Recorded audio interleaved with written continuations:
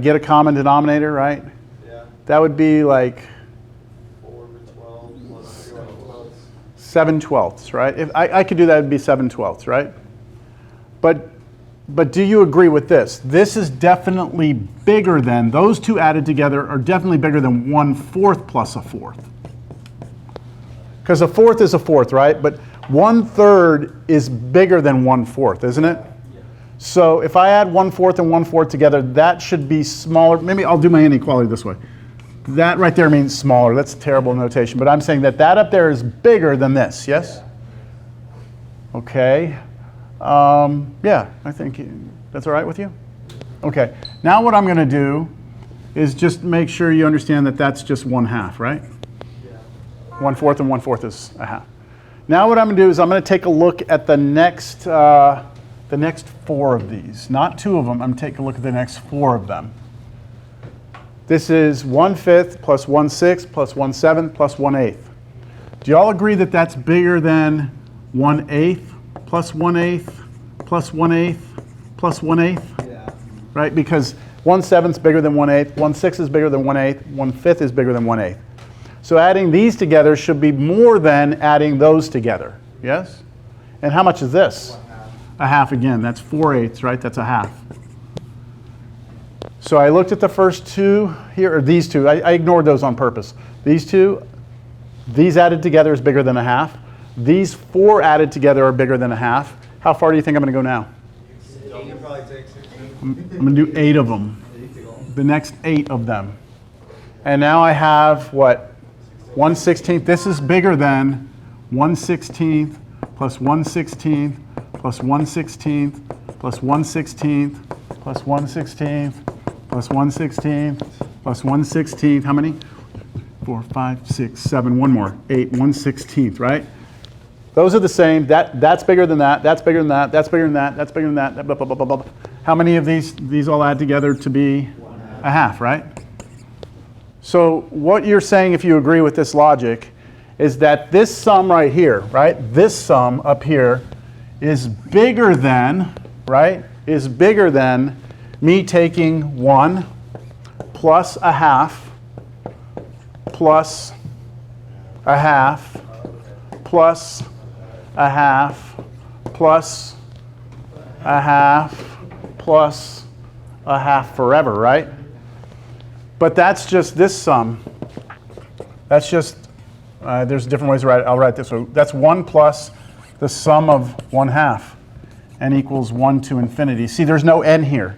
It's just a constant being added to itself over and over and over. Yeah. 1/2 plus 1/2 plus 1/2.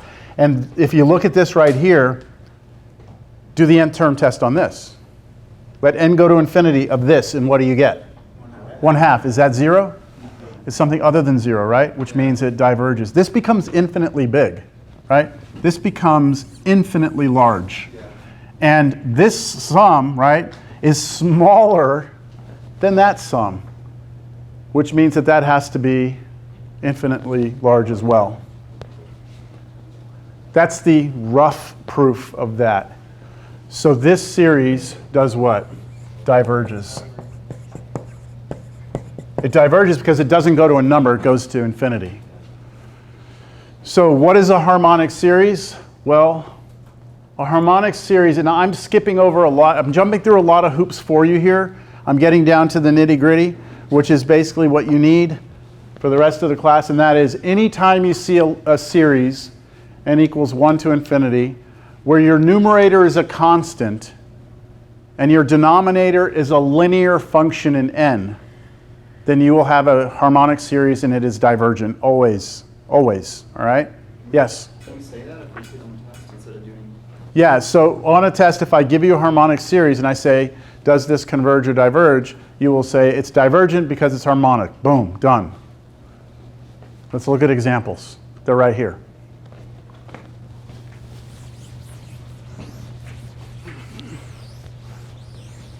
Okay, look at that first one. 1 over n. You look at that, and you, instead of running through all the tests, you look at it and you say, hey, constant, linear, harmonic, diverges. Constant, Linear in n, right? 2n plus 1 is a linear expression in n. Harmonic, diverges. Constant, -5, still a constant. Linear in n. Harmonic, diverges. Okay? The only trouble you might have, and this, I have to be a little careful, okay? Like let's say you had this. No, that's not what I meant. Now that would be not harmonic because it's not defined at 2. Right? If I try, so if you get 2 like locked in, you're like constant, linear.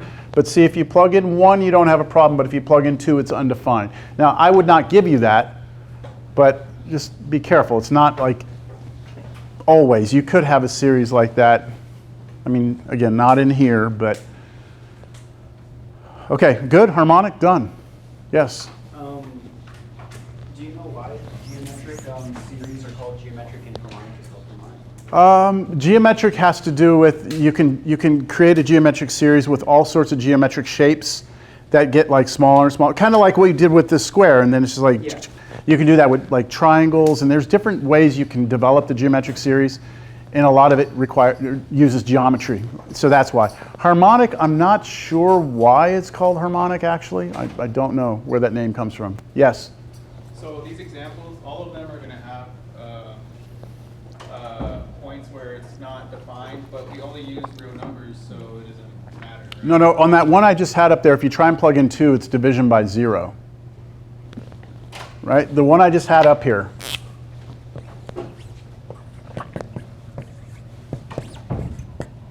Let's start plugging in. If you plug in 1 right here, you get 1 over -1, right? Plus, now plug in 2, and what do you get? 1 over? It's undefined. That's what I'm saying. So it will diverge so long as, you know, the series is defined everywhere. And n is always positive. Well, n is always, at least for now, n is 1, 2, 3, 4. Later on, n can be anything, really. It has to be an integer, but it doesn't have to start at 1.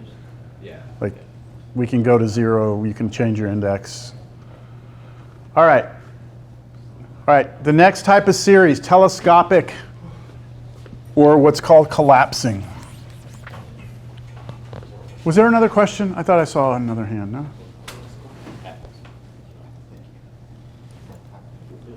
All right, these are special series where when they converge, we can actually find the sum, all right?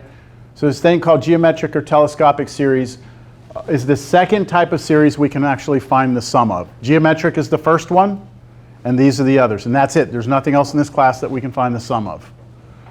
Now, they don't always have to converge, though, all right? These telescopic or collapsing do not always have to converge. When they do, we can find the sum. Just like geometric. Do all geometric converge? No, but when they do, we can find the sum, right? All right, unfortunately, there is no formula for these, all right? There's no like geometric formula. Each one of these is a unique animal. Not a vegetable, not a fruit, okay? They're animals. All right, before I get into this, I need to remind you of something, all right? What we had, just recall this, okay? Recall that when we started talking about chapter 8, we started with the idea of a sequence, right? And that created a list of numbers, a sub 1, comma, a sub 2, comma, a sub 3, comma, ... forever, right? And then from that idea, we developed this idea of a series. The series was basically us starting to add these things up. And we created a new sequence, And the new sequence was the sequence S sub n. And that sequence is the sequence S sub 1, comma, S sub 2, comma, S sub 3, comma, and that goes forever as well. Do y'all remember what S sub 1 is? It's just A sub 1. Do you have a question or your answer? So what's S sub 2? It's these two added together, right? It's the first two of these added. What's S sub 3? The first three of those added. What's S sub 4? The first four of those added. For S sub 5, right? But it's a new sequence of numbers, right? So the question was, does this converge, right? And we want to know, like, the hardest thing for us is like this one right here. I'm going to put a check here and a smiley face. We had the formula for this, right? We would normally be given the formula for the sequence. But coming up with the formula for this, right, is not easy, all right? It's not easy. Now, we're able to come up with a formula for geometric. We have a formula that gives us the sum, but in general, we don't have a formula for this sequence. But we do want to know if it converges or diverges. So, do you all agree that if I could come up with a formula, if I could find a formula for S sub n, then all I'd have to do is take its limit, let n go to infinity, and that would tell me what that goes to. So if I can find a formula for S sub n, then if it converges,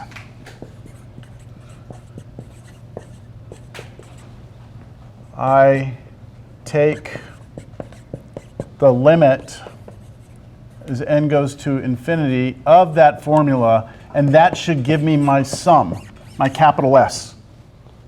Right? So if I can come up with the formula for the sequence that gives me the sums, then all I have to do is take its limit, and that will actually give me the sum as n goes to infinity. Yes? So you mentioned before that the only other alternative would be the geometric, right? Because the sums. And so if you're given a problem that's asking for the sums, is there like a recommendation on which you think would be easier to evaluate first? I don't know if I'm not sure. So like I said before, you said only geometric and telescopic handle sums. No, only the geometric and telescopic, we can find the sum. Like we can actually find the sum. So some geometric converge. Not all of them. Some converge, and when they do, we can know what the sum is. It's A over 1 minus R. Some telescopic converge. And when they do, we should be able to find the sum. Unfortunately, there's not a generic formula for it, though. Each problem is unique. All right? Is that answering your question? I guess I was saying was like if you're given a question that's asking you about like to evaluate the sums of anything like this, how would you know which route to go first between testing through geometric or telescopic? Well, let's look at this problem. We'll see, I think, pretty clearly once we start that we can rule out geometric right from the start. Okay. Right? So I think I'm going to answer your question as we go, but yeah? Okay.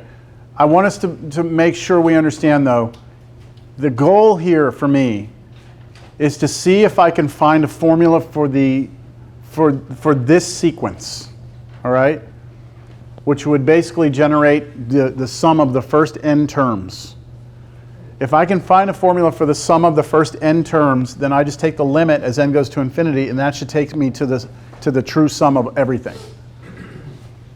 All right. With that in mind, look at this series.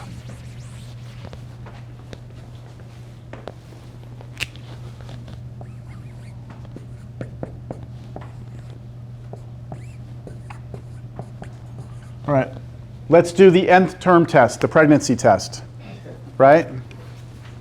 So that means you ignore this, you take n to infinity, 1 over infinity goes to 0, the test fails, tells you nothing, right?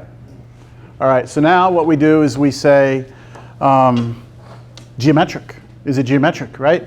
So you go to geometric over here. It's not geometric because the n has to be up in the power of a number. And here the n is not the power, right? The 2 is the power, not the n. So this is not geometric. Does that kind of help you see that there's no way this can be geometric? So yeah, you wouldn't try to. Yeah, you wouldn't try and massage this into geometric because it's never going to get there because your n is never in the exponent. Yeah. Okay. And I believe on our formula sheets, it says that on that cheat sheet. I believe it does reference that.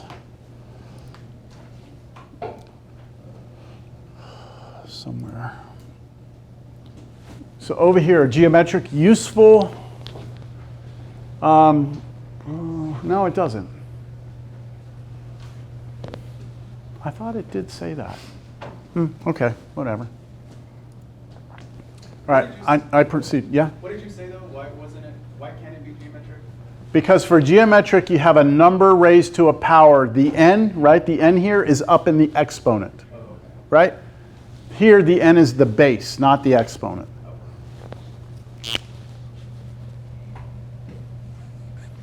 All right, so not geometric. Harmonic. Harmonic. Is it harmonic? What do we need for harmonic? Constant over linear. Is that linear down there? No, it's quadratic, so it's not harmonic. If, I don't know if you would give a problem like that, but if the n was both a base and an exponent, you still couldn't massage it to be a... The question is, what if we have n's here and here? That's going to be a different type of series, and we'll have different tools to handle that. That could happen. But you can't do that geometrically. That will not be geometric, because for geometric, this must be a constant. Yeah. Okay, y'all good? Nth term fails. It's not geometric. It's not harmonic. That's a quick question. If you factor out the n in the bottom, that doesn't like help with the linears. It gives you two linear factors, but two linear factors multiply to be quadratic. So harmonic has to be constant over linear, period, nothing else. Okay, so I have nothing else, right? I have no other test, right? But when this was proposed to me, right? When this question was proposed to me, I was asked to find the sum.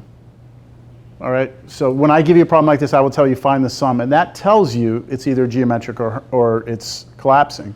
So that's a tip to you that you've got to do something. You've got to see if there's a way you can find a formula for S sub n. And I'm telling you it's harmonic, basically. I'm telling you that. So how do we deal with this? I need to somehow see if I can get something really, really cool to happen. But you have to see it first. Will you just let it play out? Let it play out first? Yeah? You said geometric or collapsing. Those are the... No, I didn't say... I don't think I meant to say harmonic if I said it. The only two series we can find the sum of are geometric and collapsing. Collapsing / telescopic. Collapsing and telescopic mean the same thing. Oh, okay. Yeah. They're synonymous in a Cal 2 class. All right, so this is somehow going to become this telescopic or collapsing series. Now let me show you how it works. So I am in fact going to factor the denominator. I am going to do that. You know what, before I factor, can we write out a few of the terms just so we can see what this series looks like? If you plug in 1, you get a half, right? Plus if I plug in 2, I get 1/6. Okay, if I plug in 3, I get, is it? Yeah, 1/12? 1/20th. Okay, so just there you go, right? The question is, does that converge or diverge, right?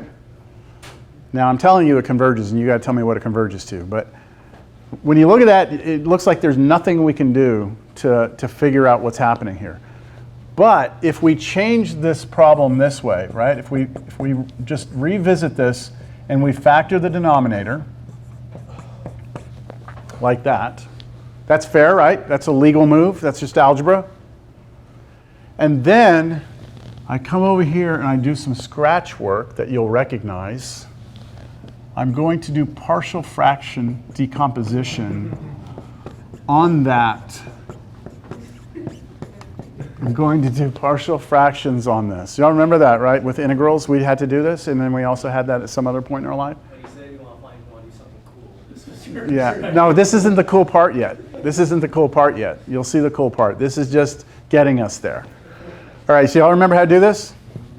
Okay, 1 equals a times n plus 1 plus b times n. Now, since we've done this, I'm going to move quickly through this. I just cleared fractions there. And then I'm going to use this shortcut where I let, I'm going to try and find a, so I'm going to kill off the b by letting n be 0. And if I do that, a is 1. And then if I let n be -1, right, if n is -1, I can kill this off. And that means b is -1. So I can figure out what a and b are.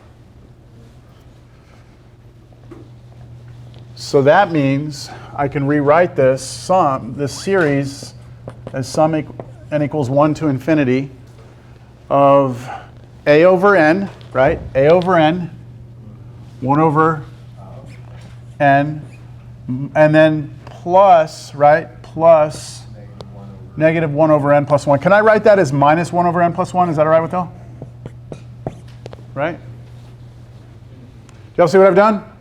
A over n plus b over n plus 1, but I just took that negative that was up here and pushed it out front. Any questions there? Now, are you allowed to split this into two sums? Can you do the sum of this minus the sum of that? What do you think? That's what your intuition tells you, but I just said a second ago, the only way you can do arithmetic like that with series is if they converge.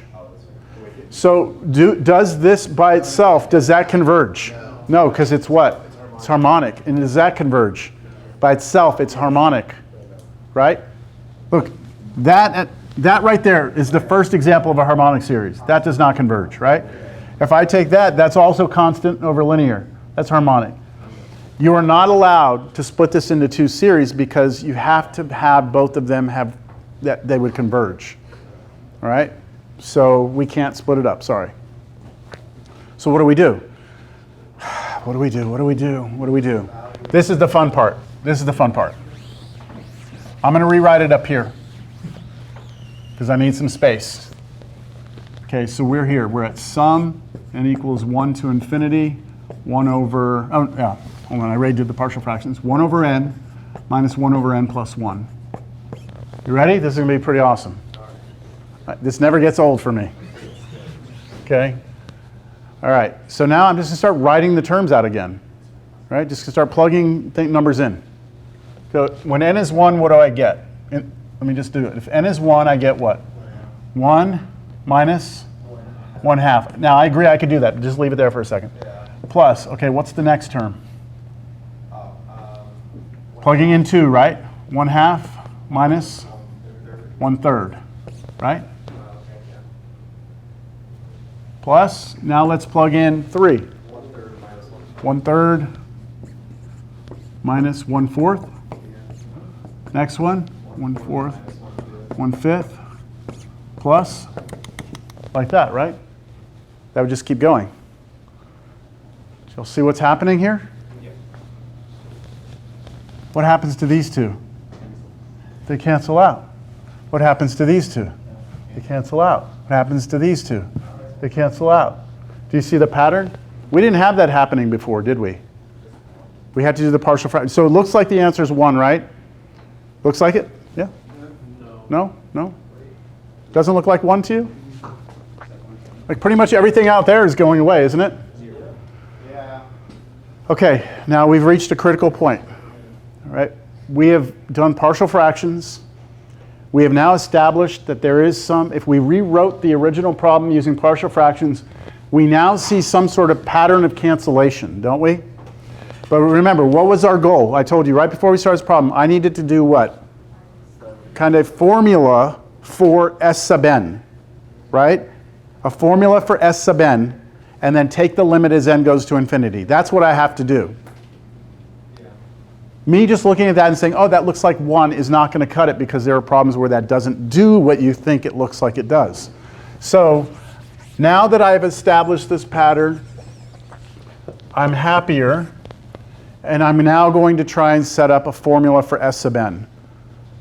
So S sub n, all it means is add up the first n of these, right? Right? It's like plug in 1, and then add to that plug in 2, add to that plug in 3, add to that plug in 4, and then stop somewhere, right? Stop at n. So that's what I'm going to do. If I add up the first n, I'm going to go 1 take away 1/2, plus 1/2 take away 1/3, plus 1/3 take away 1/4, plus dot, dot, dot, right? It keeps going. And then I get to the very end, and when I say very end, didn't I just say I'm going to stop somewhere? Yeah. Which one am I going to stop at? The 5th one, 6th one? No, the nth one, right? So the nth one would look like this. It's what I get when I plug n in, right? What do I get when I plug in n? 1 over n minus 1 over n plus 1, right? That would be the very last one if I stopped at the nth one. Yeah? We're going to need a limit. We're still not done, though. Y'all follow the idea? Okay, now, I left space here for a reason. What's the one right in front of this look like? So here, to get this one, what did we plug into that formula for n? We plugged in n, right? What did we plug into what did we plug into this one? What did we plug in up here to get this? 1, right? 1. Here we plugged in 2. Here we plugged in 3. And then this, at the very end, we plugged in 1. What would be the one right before this? 1 less than n, so n minus 1, right? So plug n minus 1 into that formula, and what do you get? 1 over n minus 1 minus, right? That's replacing that with n minus 1. Replace that with n minus 1. N minus 1 plus 1 is 1 over n, right? That's n minus 1 into that formula. Let's do one more in front of that. What would you plug in to get that? N minus 2, right? Goes into that. So it'd be 1 over n minus 2 minus 1 over n minus 1. And then plus, and in front of that there's a bunch of shit, right? And it's all in that dot, dot, dot that we don't care about, really. This is a formula for S sub n, right? Now we can start to cancel things out. Now that we've got the formula written out. These two are gone, right? These two are gone. How about this? Does this negative 1/4 cancel? With the next thing there, right? So the next one is going to kill that. So something in there is going to kill that, isn't it? Yeah. And that's everything in here is going to keep canceling, right? So this is where you have to establish like a pattern. And I like to actually like verbally and explicitly write what the pattern is. The pattern that I see of cancellation here is that the second term inside of a parentheses, right? The second one inside of this parentheses cancels with what? Cancels with the first one in the next parentheses to the right, right? The second term in the first within a parentheses will always cancel with the first term in the next parenthesis over. You can also say it backwards. The first term in this parentheses will cancel with the second one in the one before it, right? You have to see that pattern. This is the first example. The cancellation, we're seeing it, they're right next to each other. In the next examples, the cancellation might be happening 3 parentheses down. It won't necessarily be right next to one another, so you have to be able to understand the pattern of cancellation. I assume you mentioned the vice versa to address the right side. Yeah, because we know that everything over here fell out, right? Like everything here canceled, right? And then over here, look at this one right here. This is a first term. Yep. First terms cancel with what? The one before. The one before it, right? The second one before it. So do y'all agree that this would cancel with something in this dot, inside that dot dot? Yep. Something in that dot dot would kill this one. Yes. Okay, what about this one? It would cancel with. Cancels with this one, No. right? Those two cancel. What about this one? What about this one? This stays. This stays. Because this is a second term, isn't it? And for it to cancel, I need what? The term next to it. But I've stopped, right? I've stopped at n, so there's nothing to kill that last term off, right? So what still remains? 1 and minus 1 over n plus 1. That's our formula for S sub n. So S sub n is 1 plus, it's a minus actually, minus 1 over n plus 1, right? That's our formula for S sub n. And now I let n go to infinity. Okay? So that's our formula.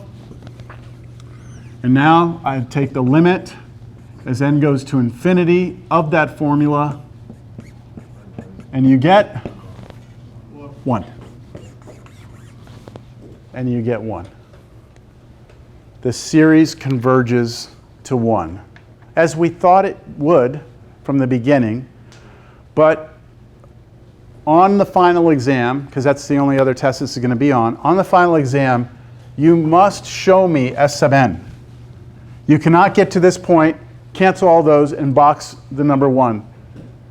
Okay, if you do that, then let's say the problem's worth 10 points, you're going to get like -7. The whole point of this problem is S sub n. You've got to get S sub n. Because I could give you a problem where the piece that remains does not go to 0. That could possibly not go to 0. And then you're missing the whole point of everything, which is you coming up with a formula. Now, why do they call this telescopic? Why do they call this collapsing? It has to do with the fact that when they do converge, I look at it like a bridge. Like you have like a suspension bridge between two sides of the land, right? You got water under here. And so what happens here is, the bridge collapses, right? Everything in the middle falls. All you're left with is 2 things on the end, right? So that's kind of what happens here, right? You got just this end and that end. That's all that's left. Everything in the middle just collapses away. They call it telescopic because of the old school handheld telescope things that look like that. Like that. And then they fold them up. And so the 2 ends basically come together. And, I don't make the names up, all right? I'm just trying to explain to you why they call them what they call them, right?